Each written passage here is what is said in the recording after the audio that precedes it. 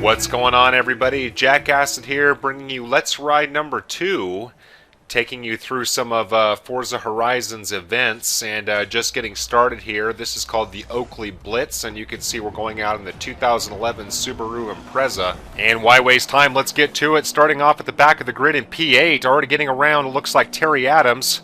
Have relegated him back to the last position for now. Coming around here to the sets of a couple of left-handed corners, very, very wide here. AI is pretty slow on these types of corners, got a lot of track to work with. Of course, this is early on in the game, only 3 or 4 races in. I think I skipped the plane challenge, the showdown with the plane, and that was part of the demo. And if you're really that interested, you could check it out in my demo video review, but it's not that interesting. I don't think showdowns are that interesting. A lot of problems up here, and all kinds of commotion. And you can see now trying to get around Alex Durao, the P4 car, able to get around him, and now chasing down Brown in P3. And look at all this real estate. Got to enjoy that while it lasts, because undoubtedly the circuits will get more narrow as time goes on. But able to get up into P3 and now chasing down Adam Barr in the P2 car.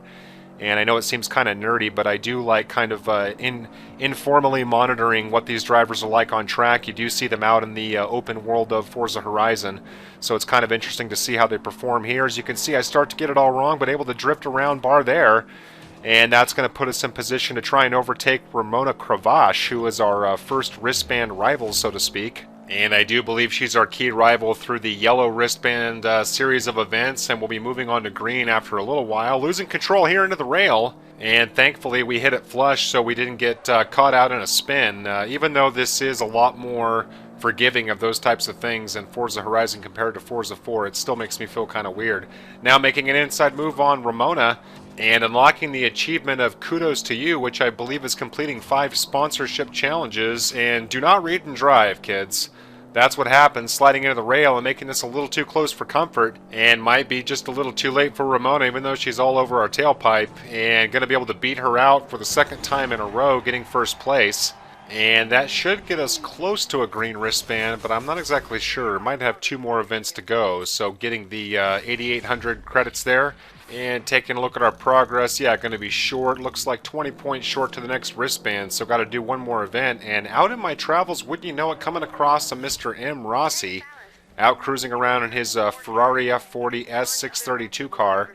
And this was actually the first challenge that I came along and hadn't noticed the fact that it actually has a difficulty indicator before you set to challenge the car. And thought, oh, this is perfect. My first challenge, Rossi. Got to compete with basically your biggest rival throughout the Forza franchise, and quickly realized that was a major mistake. But you know, after I basically watched him turn into a speck of dust on the horizon, I thought, this is good for me.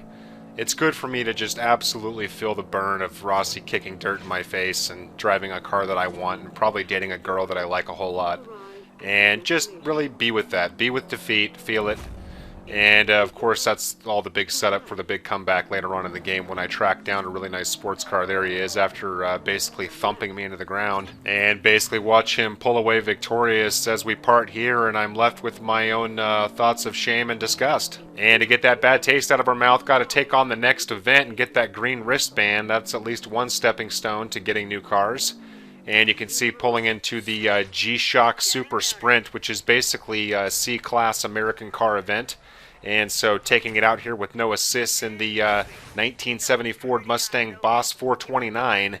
And what do you know, got to beat out Ramona again. And hope to get that extra 1,000 credits on, of course, the one-on-one challenge where we can get her truck from her if we beat her. Of course, I'll never drive it, but that's a whole other separate set of problems. Starting out here in P7 and riding up behind, it looks like Adam Barr, who you may recall from the last event. And all of these names from the grid look familiar, so I almost wonder if the AI names are based on the wristband level that you're competing at, or if they are, you know, names that you see throughout the entirety of the game, no matter what your level is. We'll have to track that as we go through, coming around to a very big left-handed corner, and you can see running out of room here and taking out the signpost, and now pushing, it looks like Lawrence Lamb, which is one of the more intimidating names in the game. Come on. Trying to get around him, but very narrow through here and a little windy looking, so I'm going to bide my time, look for a spot where maybe he slows down, and seeing the brake lights there, going to make a move on the inside here.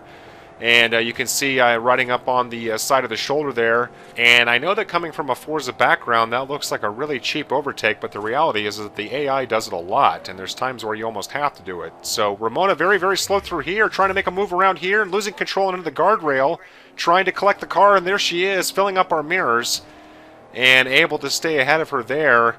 Almost hit the back of her, and looks like we had a little bit of track to go here. You can see that we're nearing the 80% mark. And of course the key problem with being a leader is that you don't have the benefit of following a car or the AI, and you don't really know the track, so you just have to sort of learn as you go and hope for the best. You can see very, very wide through here and very forgiving, and now can see the finish line up ahead. And short of a major boost from Ramona, and I have not seen any cheap AI in terms of the catching up with you, able to finish ahead of her and to get first place. So the good news is that's going to get us up to the green wristband, and that should unlock more events. So taking a quick look here, just about dead even from the last event in terms of our credit total, and get the extra credit from beating Ramona in that. And there we go, get our green wristband, which means going back to Race Central and picking that up. So now on my way back, you can see I've tracked down this guy named Stuart Munson riding in a B425 Delta S4 Lancia, and going to go ahead and challenge him because that's more my steam, and it's good for over 10,000 credits. So of course you want to do it, and of course we want to try out the challenges going up against a car a little bit closer to us, and starting off here pretty even. And of course I think this is really going to depend on, you know, what part of the roads that you're on. That's the cool thing about the challenges, they can happen anywhere. And basically every time you challenge a car to a race, it's a new race no matter where you are on the map. So basically you'll never see the two that are the same. The key problem, as you can see here, is that even on a medium opponent, absolutely smoking this guy. And I don't know the exact class of this car, I forgot to check it, but I know that it's at least comparable to the car that he was in. But you can see this is an extremely fast road. This is basically one of the key freeways running through the map. And basically he's got no hope, holding pretty steady here around the 152 to 155 range, and you can see the beacon up ahead that's going to indicate the end of the challenge. And so kind of taking out our frustration from the Rossi event out on this poor bastard, and getting the $10,000 credits for that. And I think that that's based on difficulty. In other words, if it's a medium difficulty, you probably get a certain number of credits, and of course easier, less credits. The other thing too that I think plays into that is that the easy, medium, and hard rankings are probably based on class alone and don't really factor what environment that you're in. So in that case I was able to basically just sort of speed away from his car, and didn't work out to be as much of a challenge as we might have guessed. But still, again, 10,000 credits or more. Probably definitely worth a couple moments of your time. So pulling into Race Central and getting our green bracelet, very happy to do that. And going to leave the video off here, and I hope you'll join me at the next one when we kick off the blue events, and probably start digging around for some new cars and things of that nature. So I'll hope to see you there with me. In the meantime, thanks again for watching, and I'll see you soon.